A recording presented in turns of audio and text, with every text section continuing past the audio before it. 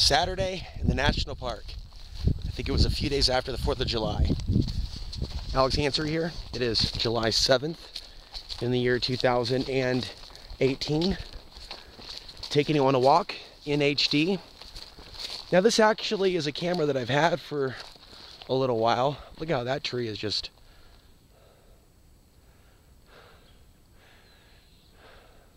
coming out of the ground real strong at an angle.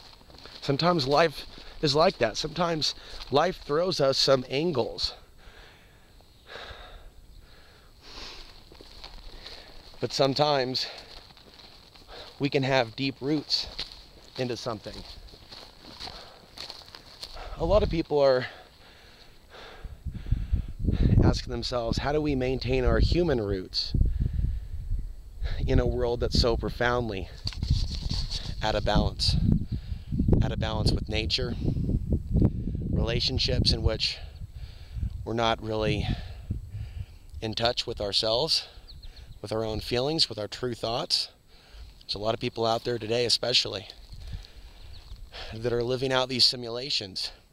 Makes relationships difficult with others when there's a lot of people that are living these artificial realities in a modern, socially engineered world. I like nature.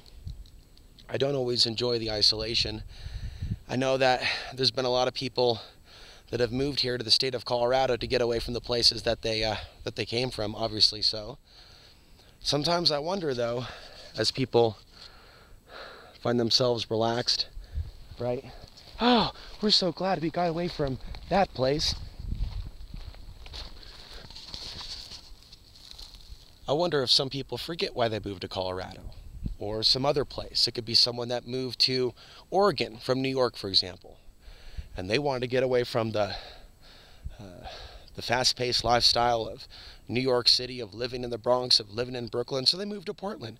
Maybe somebody was tired of life in South Central Los Angeles, so they moved to Portland, and Portland's a better place for them, just like Colorado is a better place for some of us. But is that really where the growing should end? Now that we've reached a particular place, geography? I don't think so. I think the journey's just begun for myself. And I think that it is a process. Unplugging from the matrix, unplugging from the grid. But it's really about our soul. I'm a soul having a physical experience, and sometimes this physical experience is a little bit painful. Sometimes I have a lot of empathy for those that say, I don't want to live in this world anymore. But there's a part of me that understands that we're not victims, that we're alive today at a time of great racial strife, political fighting, geopolitical tensions, resource depletion. But as a result of the challenges that we're facing, it is only natural that many souls are going to wake up to a certain level. So I think if there's a purpose to planets like this,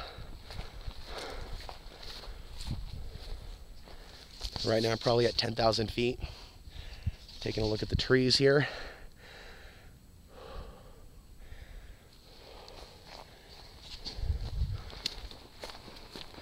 Continue this way. So I thought we would do something different than a live stream.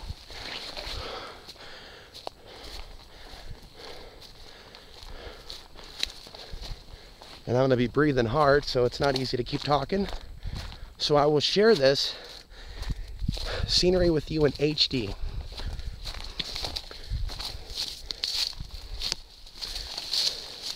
Now I don't expect to find any snakes here, but I'm keeping my eyes open because they are in my subdivision.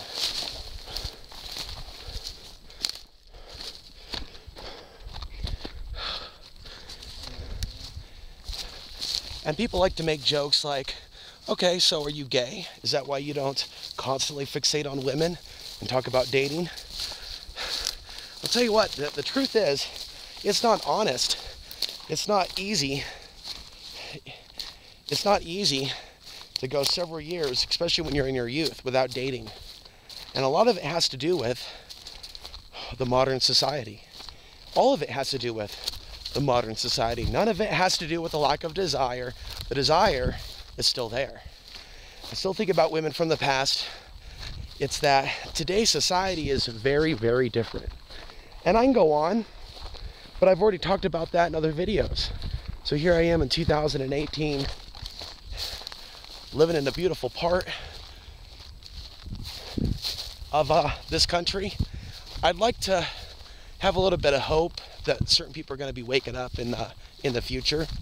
And I think a lot of people think that they're waking up. I think that we're still missing compassion. I think that it's really easy still for women to overlook men like me, simply said. So as we go forward into the future, right? And I reach this, what I call it, it's a midlife halftime report. So I'm 38 years old, I'll be 40 pretty soon. That's basically about half one's life. And hopefully I'll age gracefully, but I'm already at that midlife halftime report. And for whatever reason, I ended up here during a time in which certain programs are in place that have pretty much forced me to do a little bit of jumping through hoops in certain situations, in certain circumstances. And I've gotten to see a lot of different examples of how our thoughts can impact our reality, for positive and for negative, for better or for worse. It doesn't always come down to that in every single situation, but in certain things, our thoughts can work for us, or they can work against us. So the idea of psychic protection, cognitive health, is very critical in evolving as souls, but also staying out of trouble, staying out of situations. A lot of people are told spiritual falsehoods in this world, that if they find themselves in a situation where they get a ticket or they're assaulted, that it was their karma.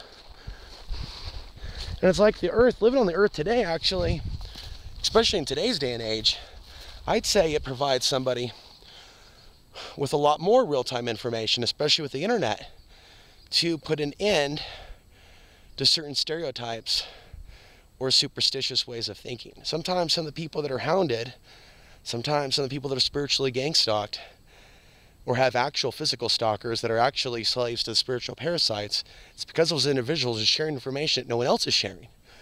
And they're data collecting, they're data mining. You know, somebody could be finding themselves going, wait a minute, it feels like I'm like literally in the Matrix with Agent Smith type characters in my relationships, people that are close to us, actual friendships. If you're a public figure, people that watch the channel from time to time, then even if you're not a public figure and you don't have a YouTube channel, you might find that those closest to you are going to be the ones to put you and your ideas down. You know, maybe it's not by accident that I went from a reality of living in Portland, Oregon, and at one time people being really receptive to the things that I was saying. And what I did was I maintained consistency over the years.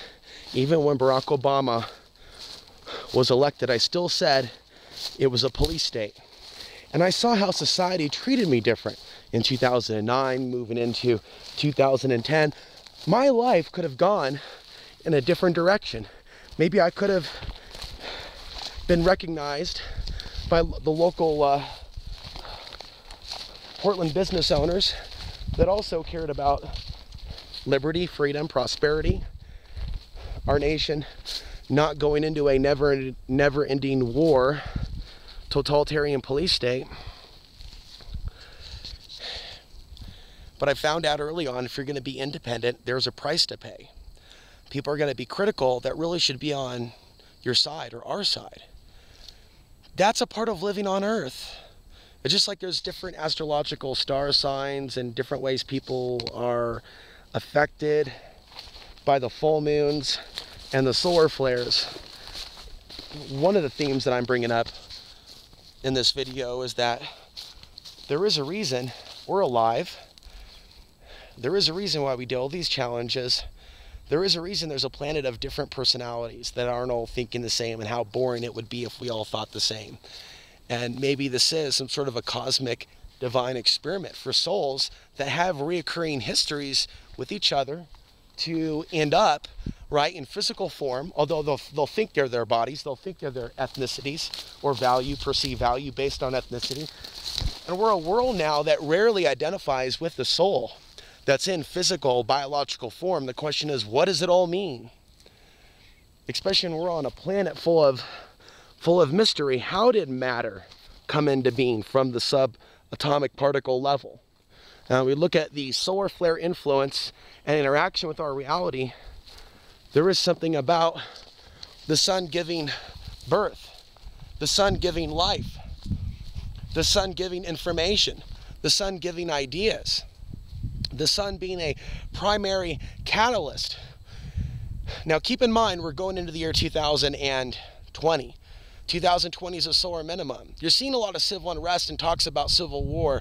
There are periods where there are highs and lows. I talk about this often. Welcome new viewers. Please subscribe, thumb up, please share. So we're coming out of the tail end of the solar maximum. And one thing that the powers that be understand, they understand that people get into fighting mindsets. They can be redirected into a wall, basically, because all that energy is building in that society and it's releasing itself. It could release itself in a violent sense, a sexual sense, an intellectual sense, a philosophical sense. It's not good or bad. No one's blaming the sun. The sun is ever present. During those moments of not only those breakups amongst people, clashes, but also breakthroughs, right? As the sun breaks through, as the solar rain, as the electrons and protons and all that information breaks through the Earth's magnetic field in a very natural, subtle, beautiful way, which gives life, which powers up, which energizes. We're able to break through old ideas, break through to the other side, break through to a new understanding, and see, we need to have that breakthrough ourselves. We're not in charge of other people. We're not responsible for other people. You're in charge of yourself. How are you going to have a breakthrough within this lifetime to potentially escape this matrix, evolve beyond this matrix, or learn how to reprogram this matrix? Maybe it's not about escaping. Maybe it's about reprogramming or understanding how to live in this reality without becoming another witch or warlock, right? And there are ways in which people learn how to manifest their own reality. And that's what I'm saying to you. There's a right and a wrong way to do it. There are people that I believe are absolutely greedy, running propaganda for the new world order that will also say you can have anything that you want in this reality, even $1 billion. And the question is, how can everybody have $1 billion? How can everybody be the mayor of Portland, Oregon, or your local city or region? Not everybody can have that. And so the reality is, how do we mindfully create our own reality and figure out maybe we're here to create certain things, not just make the money to live in that big house, put our wife in to pump out some kids. It was nice to hear from a relative, and I'll just say it now, a relative, my father's brother. And it was good to talk to him, and I'll talk to him again. I'll probably see him one day. Maybe I'll visit back east one day. But we have a long ways to go before he knows me, the modern me. And trying to communicate to others with respect without being rude, but with respect, as some people want to be treated with additional respect, as things may be in certain cultures, right, to respect your elders. But a lot of people don't understand why someone like me doesn't keep things like large homes, large families, degrees, and things like that as their number one goal. And so there's a lot of people out there, even some people that may think that they're counterculture or from another culture, but really this modern mainstream global culture is materialism. And it's fantastic. And I'm walking along the prairie here so I can have some private time to talk while people walk the main path. It's not that money's evil. Money's a tool, and I appreciate when you contribute to the things that I do here. I'm gonna go see somebody about a job possibly later in the afternoon. Place that's hiring. But there's a lot of people that forget about the importance of the individual journey.